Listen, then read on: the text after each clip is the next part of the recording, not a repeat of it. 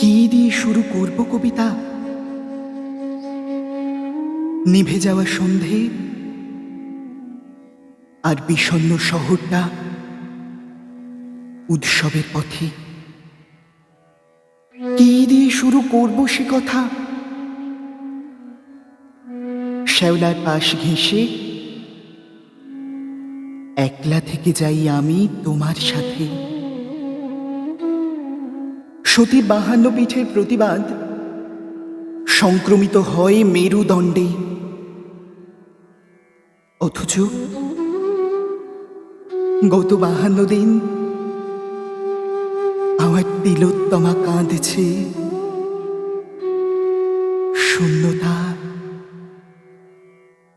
নীরবতায়।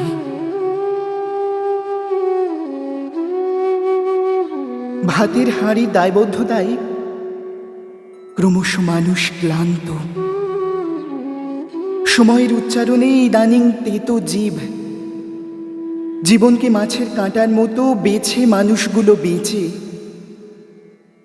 অথচ বাঁচতে দিচ্ছে কই সময় থেকে শাসন। মানুষের মেরুদণ্ডে এখন একটাই প্রশ্ন, প্রশ্ন মানবিকতার, প্রশ্ন অধিকারের, প্রশ্ন আগামীর। একটা নৃশংস রাত, একটা পাশবিক রক্তাক্ত অন্ধকার বদলে দিল শহরের ঘুম। মেয়েটা মরে গিয়ে বোধ হয় আমাদের ঘুম ভাঙিয়ে দিয়ে গেল।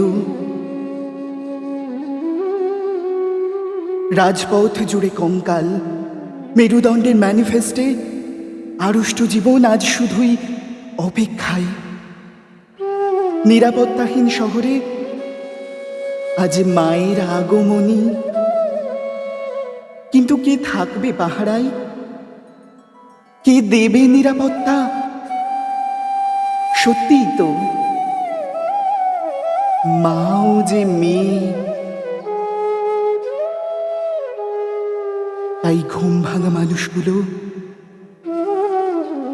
আজ উৎসব খুঁজছে না, খুঁজছে না কফি কাপের গোপন ধোঁয়ায় ভালোবাসা।